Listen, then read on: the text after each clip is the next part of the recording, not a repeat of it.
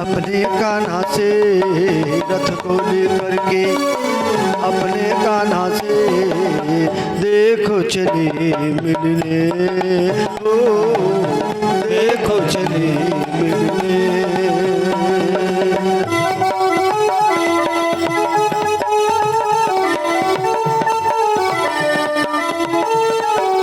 ओ देखो चले मिलने।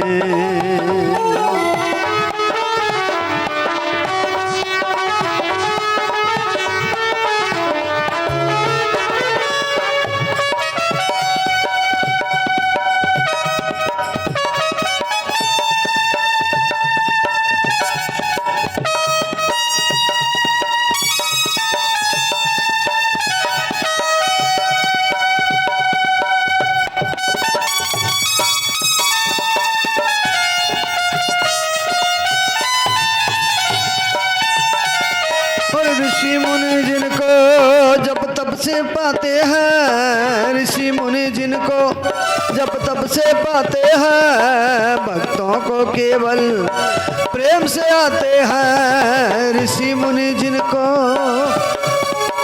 तब से पाते हैं, भक्तों केवल वो प्रेम से आते हैं। और ऋषि मुनि जिनको जब तब से पाते हैं, ऋषि मुनि जिनको जब तब से पाते हैं, भक्तों को केवल वो प्रेम से आते हैं। ऋषि मुनि जिनको जब तब से पाते हैं, भक्तों को केवल प्रेम से आते हैं।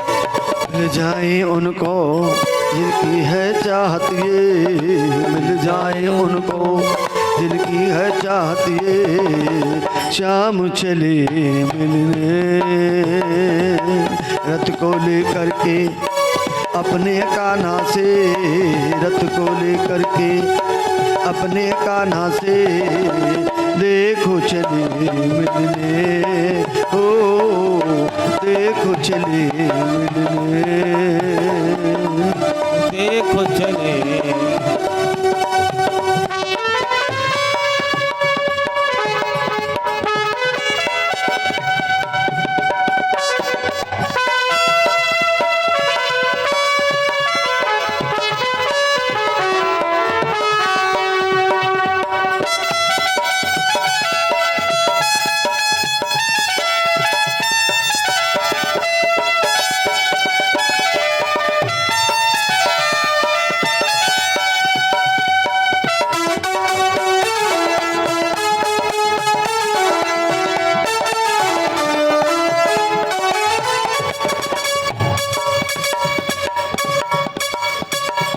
मया चरितम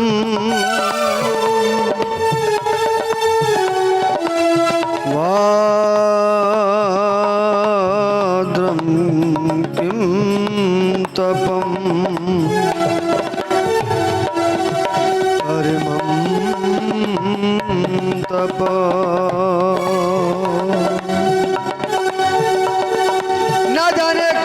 पुण्य का फल प्राप्त हो रहा है।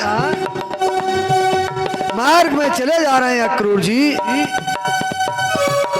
जो आते ब्रजवासी वाले उनसे पूछते हैं और पूछ करके उन लीलाओं का आनंद लेते हैं। आज धरती पर रथ को छोड़ करके उतर पड़े अक्रूर जी। ब्रजवासियों से पूछा, जब ब्रजवालों से पूछा और उस मथुरा के चतुर जहुरी ने उस हीरे को पहचाना तो नील वर्ण श्याम गोरी गोरी गैयाओं के मध्य में जाते हुए अक्रूर जी ने देखा। चलते हुए उनके पैर जब धरती पर पड़ते तो उस धरती पर उन पैरों के निशान पड़ जाते हैं। और निशानों का क्रूर जी ने देखा तो गदगद हो गए। रथ से उतर के उस धरती पर लेटने लगे, अपने शरीर से उस रज को लगाने लगे, जिस रज को पाने के लिए देवता कितना तप और तपस्या करते हैं। आज वो रज अक्रूर जी को प्राप्त है। अपने शरीर से लपेटते हैं, उस धूलि पर लेटे लेटे फिरते हैं कि है धन्य भाग धूली, हे धूल तेरा भाग्य कितना उज्जवल है और तू कैसी है धन्य भाग्य धूली जो प्रभु पग पड़ते हैं।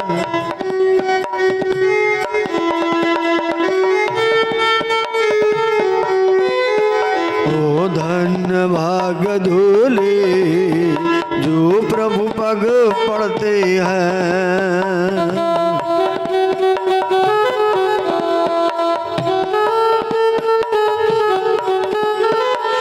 प्रभु पग पड़ने से कण सर पर चढ़ते हैं। धन्य भाग्य धूली जो प्रभु पग पड़ते हैं।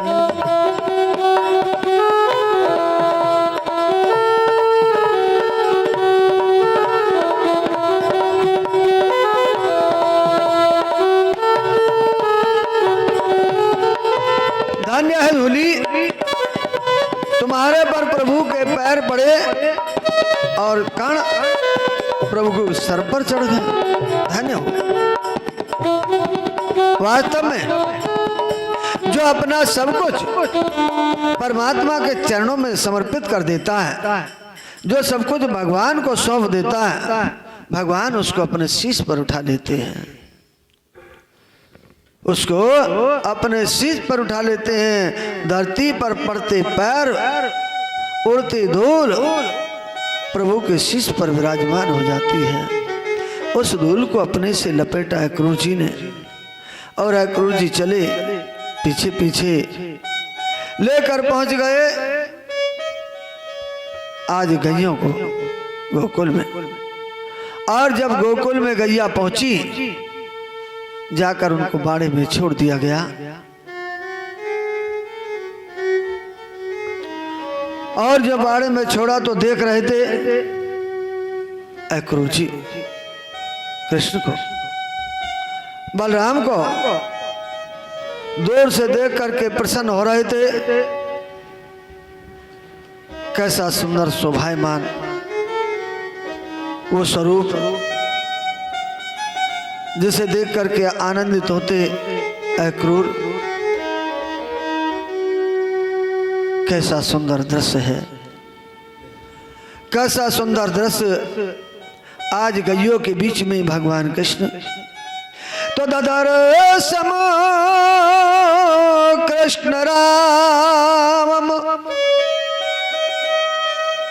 चाब्रजे गोदोहनम गतौ पीति नीलांबरधरौ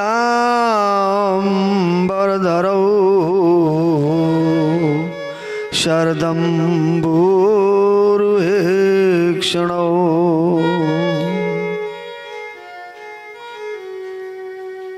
कितना सुंदर वो स्वरूप, नील वर्ण श्याम पीतांबर धारण किए हुए बलराम के साथ में गैयों का दूध दूहने में लगे हुए। उस झांकी को देखा जब अक्रूर जी ने, कितनी सुंदर झांकी है। भगवान कृष्ण और बलराम की दूध दूह रहे हैं गैयों का। तो अक्रूर जी एकटक देखते रह गए और उन पलकों से कह दिया कि थोड़ी देर बंद मत होना, क्योंकि इस दृश्य को मैं देखकर उस आनंद के रस को प्राप्त कर रहा हूं।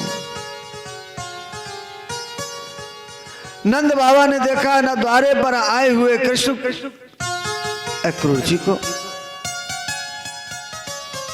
दौड़ करके आए स्वागत के लिए। वाले आए, एक एक करके परिचय होने लगा। अब जो परिचय होता सब अपना अपना परिचय देते हैं, कुशल क्षेम पूछते हैं। अतिथि दरवाजे पर आया, सेवा सम्मान की कमी ना रह जाए। अतिथि देवो भव, अतिथि देवताओं से भी बड़ा होता है, इसलिए जो अतिथि द्वारे पर आ जाए उस अतिथि का सम्मान करना चाहिए। आज सम्मान है, सेवा है।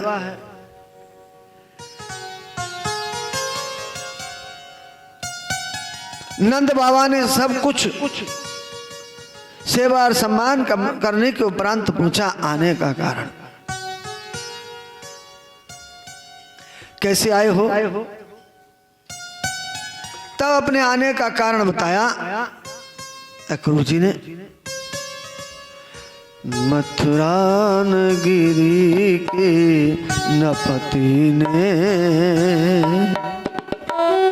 एक उत्सव बड़ा मनाया है।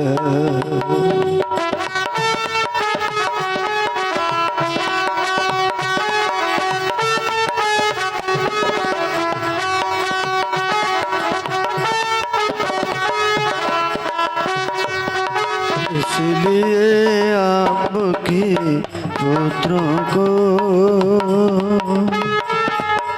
सहित आप बुलवाया है।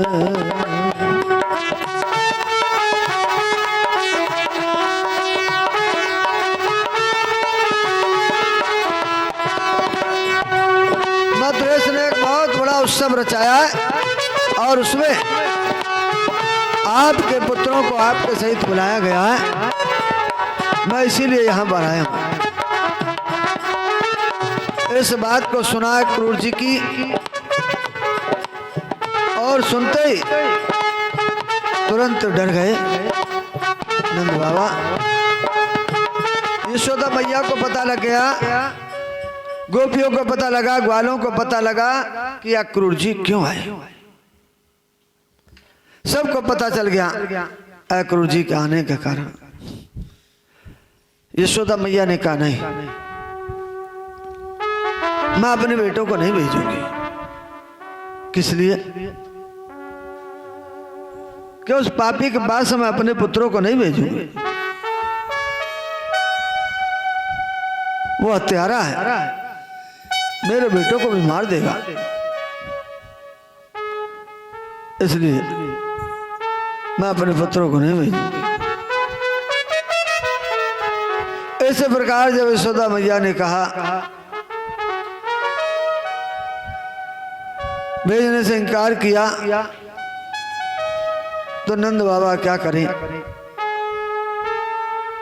और कहने लगी माँ यशोदा नंद बाबा से कि बुद्धि खो दी बूढ़े होकर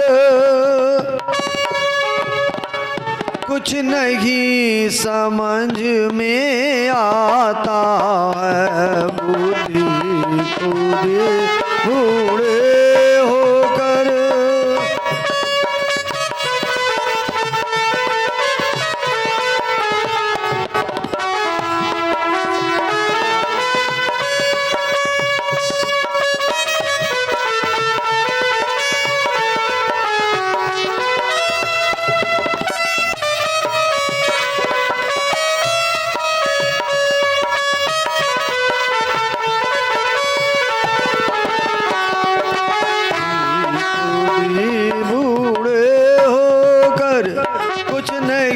समझ में आता है।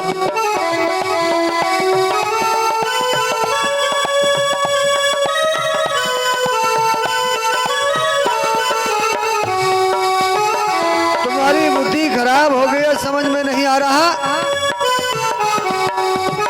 इसलिए आज मैं तुमको समझा रही हूँ कि मैं अपने पुत्रों को नहीं देखूंगा।